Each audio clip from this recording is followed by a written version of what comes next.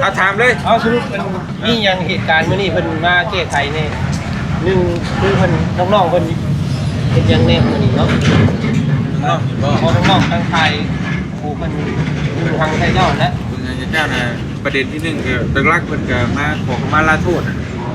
เพิ่นมาแจ้งคันหามาก็ขอโทษที่ว่ายอมรับผิดทำแม่นทุกอย่างนะเข้ากระบวนการผ่านแล้วผ่านไปตอนนั้นแต่คือเรื่องประเด็นที่2ก็คือเข้ามาไกลเกลี่ยเนี่ยผู้ใหญ่เพิ่นว่าจังได๋ก็ผู้ให้แล้วสำหรับดินตอนนั้นเดือนตอนนั้นปล่อยครอบครัวนั้นซึ่งมันรับบ่ได้นะก็มีแต่ว่ายกให้ครอบครัวนี้แล้วมาถามมาคุยกับเพิ่นว่าเพิ่นยินยอมบ่แล้ววันนี้เพิ่นก็ยินยอมไปดีทางพวกน้องๆฝ่ายชายเพิ่นยินยอมบ่ยินยอมเป็นเส้นให้เป็นตรงเป็นอันนี้ภายนี้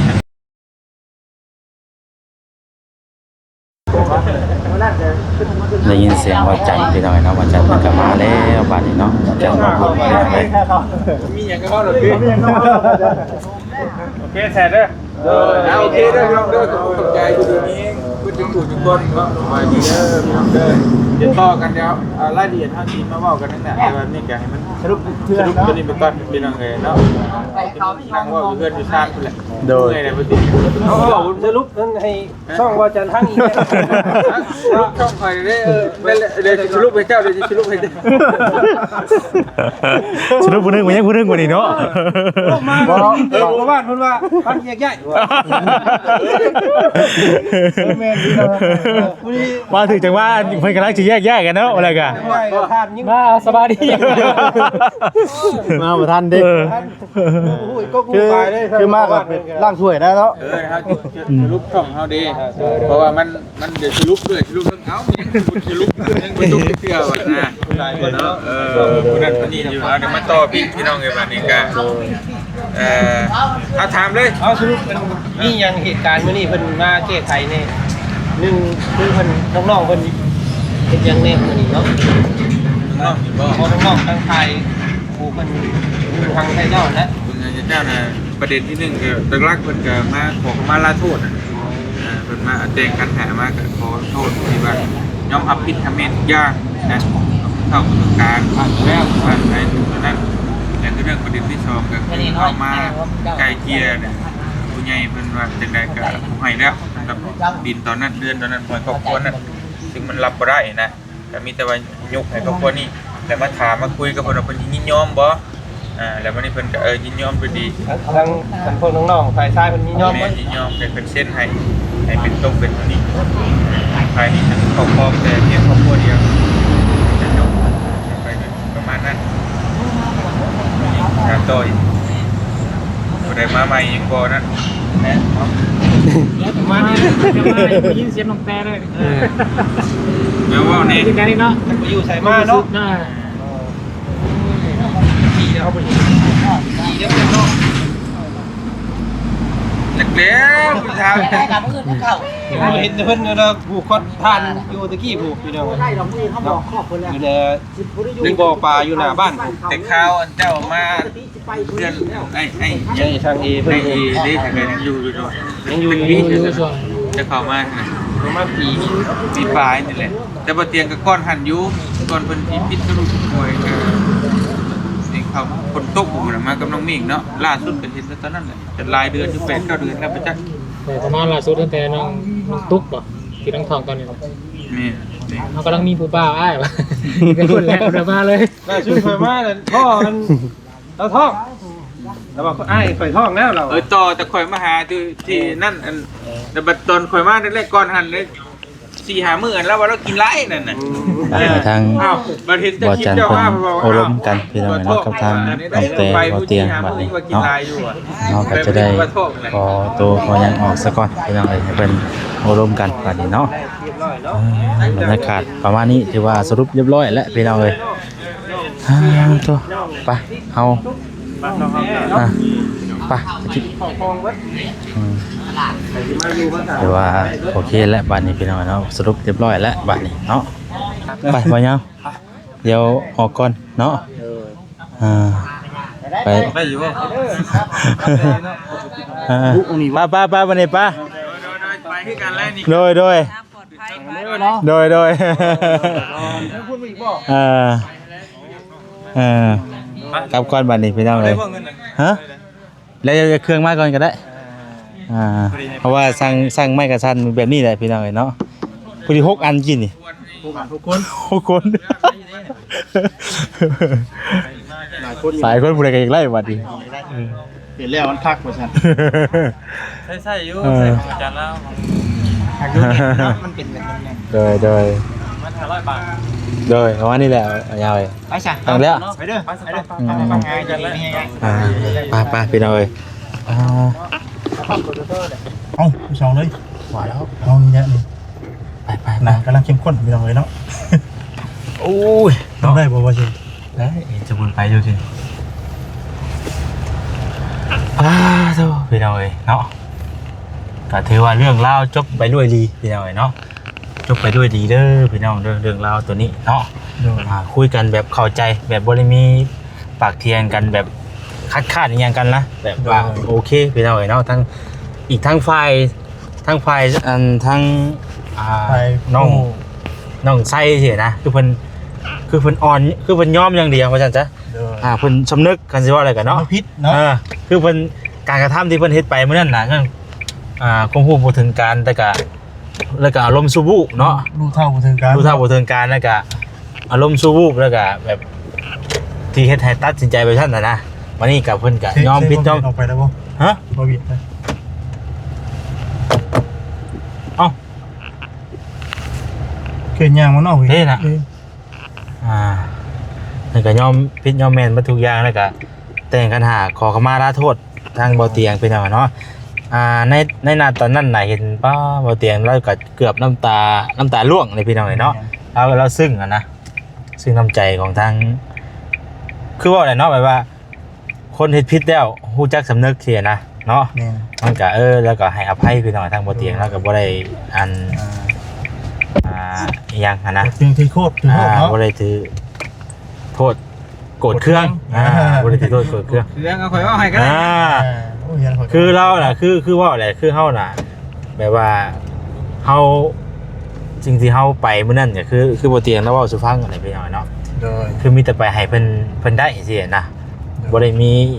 บ่ได้เพิ่นเสียอย่างนั้นแต่ว่าคือไปคุยให้เพิ่นไล่ทุกอย่างแต่ว่าด้านการกระทำของเราเฮ็ดไปซั่นสินะบ่นี้มันก็คือว่าอะไรพี่น้องเพิ่นก็ยอมผิดยอมแม่นทุกอย่างนะว่าแล้วกันเนาะว่าไว้สั้นๆซะเนาะคือแบบคือทุกอย่างลงตัวไปแล้วเนาะถือว่าก็ว่าไปได้ดีพี่น้องเนาะก็บ่ได้มีคำหยาบคำหยังดอกเนาะถือว่าเขาคุยกันไปได้ดีตกลงกันไปได้ดีเลยบ่ได้มีอีหยังแบบว่าคัดค้านกันเนาะโต้เถียงกันที่นะอ่อนยอมเบิดเนาะยอมหมดทุกอย่างโดยน้อยมองบนก่อนใช่เศร้ากันดิ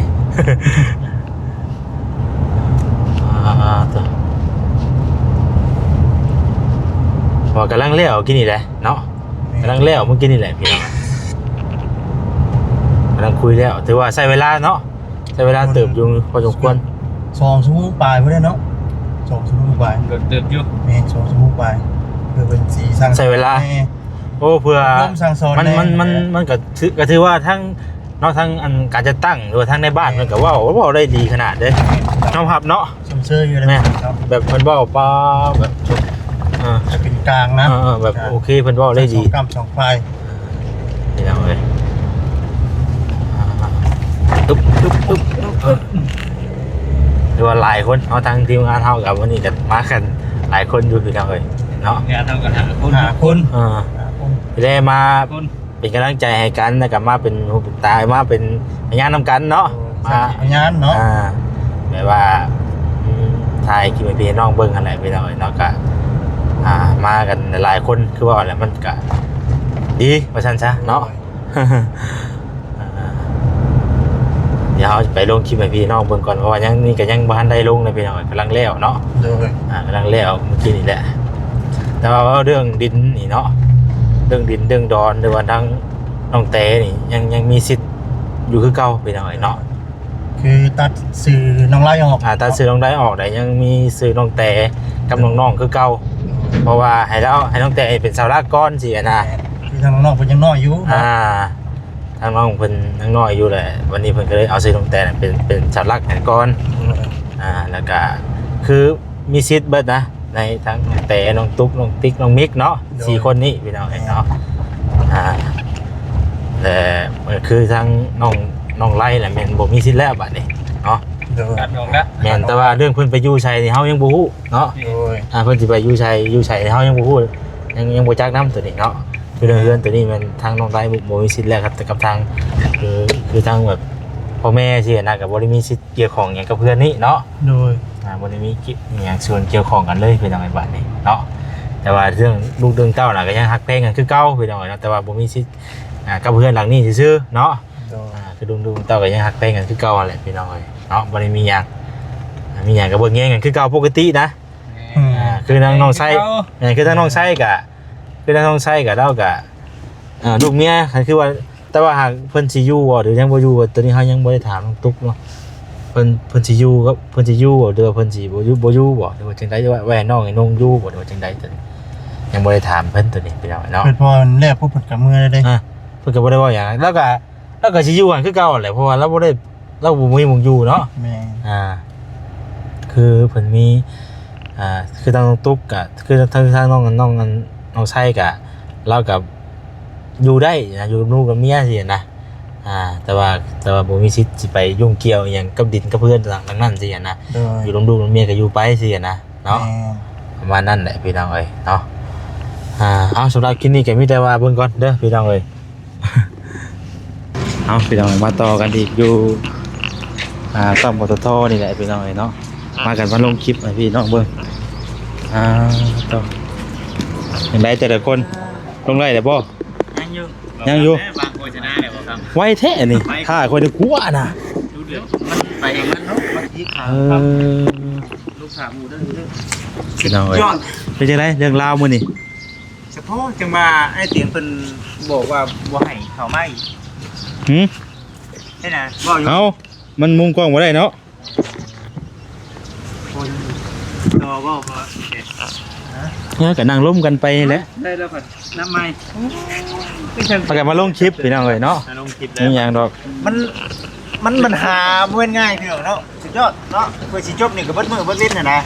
ทางที่ดีโอ้บ่ไปยะเนาะจบเลยเด้ไหนบ่ได้ซื้อน้ำซื้อในมันบ่ เฮาหัวเนาะยังบ่ยะ เลี้ยงน่ะ โอ้ย เพราะมันหมดในนั้นเลย ม่วนมันเบิ่งมาทานนี่บ่อันนี้คือเอาเดี๋ยวเบิ่งก่อนบอกพี่บอกน้องเบิ่งก่อนเรื่องราวที่ว่าทางน้องแต่น้องตุ๊กน้องไล่มื้อเนี่ยจบไปแล้วเนาะแล้วเฮาก็ออกมากับมีแต่มันเฮาสิบ่หยังไปลายสินะพอมันคุยแล้วเลยเฮาสิบ่ก็ไปก็มาวนไปวนมาก็บ่ได้แต่ว่ามีแต่มาเฮาออกจากหันมาเฮาก็มานั่งร่วมกันง่ายๆว่าคือบ่เตียงแล้วว่าอะไรไปอย่างอธิบายก็อธิบายได้ อธิบายได้ ใน อธิบายในสิ่งที่เฮาได้ยิน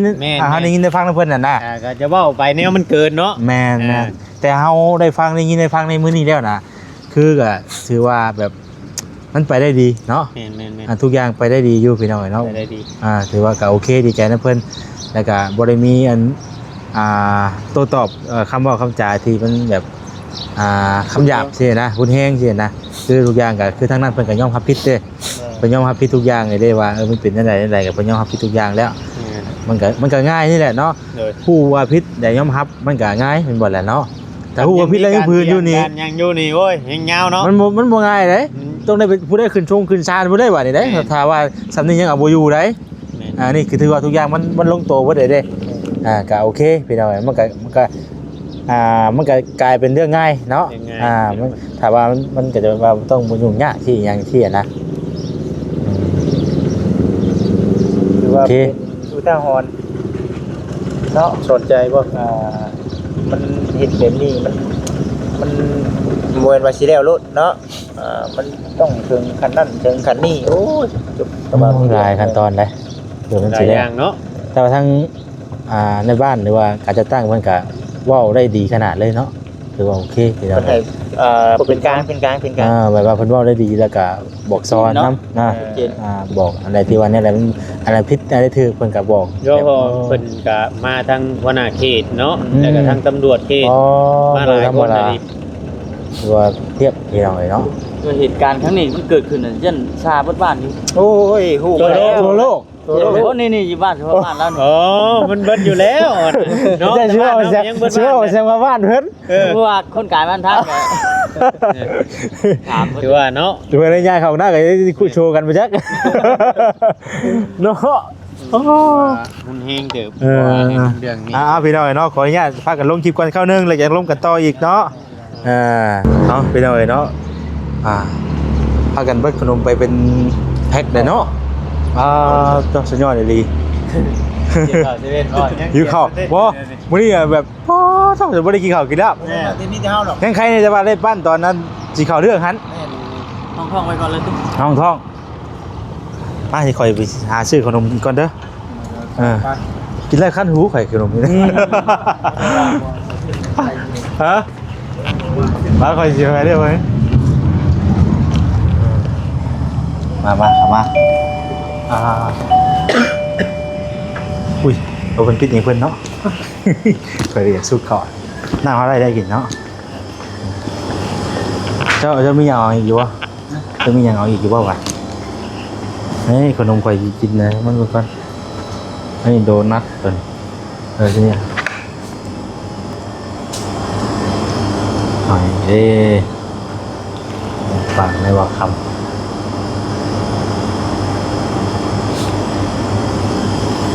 งานเราก่อนพี่น้องเลย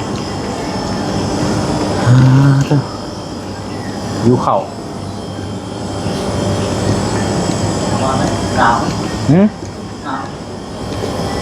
หนาวอ่ะเย็นจนหนาวเนาะว้าสิหานใส่มาม่าอะไรกันไปข้างในกับวิ่งมาม่าว่าพูดแล้วเห็นเนาะ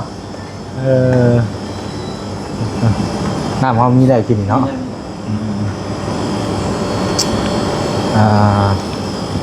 คนเด้อน้ำมะพร้าวสดมีอยู่หรอเปล่า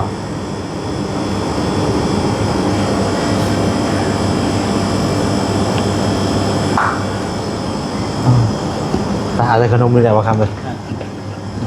ตาเอานมเล่ก็ได้นมเล่แต่เล่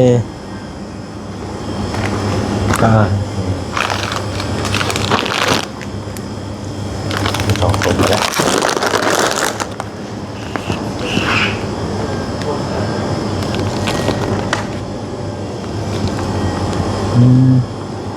ตาหนึ่งเพราะว่า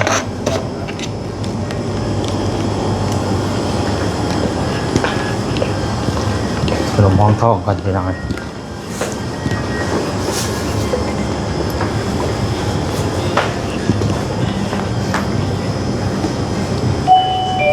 ซื้อหนึ่งแซมทองแซมนั้นแซมทองอ๋อนี่บ่คือนี่อย่างนี้เดินน้ำโอ้โซดาเลยมันเป็นโซดามันโอ้มันเป็นเคยกินบ่เนี่ยมันดื่ม ไม่เคยยินเลย เราก็บ่เคย แทนทองเป็นเช่นแทนทอง ซื้อหนึ่งแถมซองกูได้อยู่อ๋อซื้อนี่หนึ่งอันแล้วแถมนุ่มหนึ่งสองอันที่ว่าแทนบ่เคยกินเลยแล้วแต่ว่าแสนหนึ่งก็500ป่ะข่อยก็บ่มีเงิน500เด้อบาทนี่เนาะมันก็500อยู่พี่ทางเลยเนาะ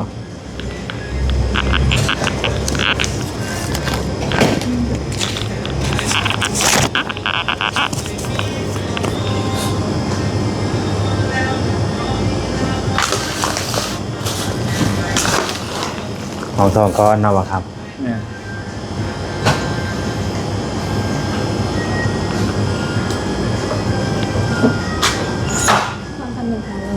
โอ้ยเข้าใจ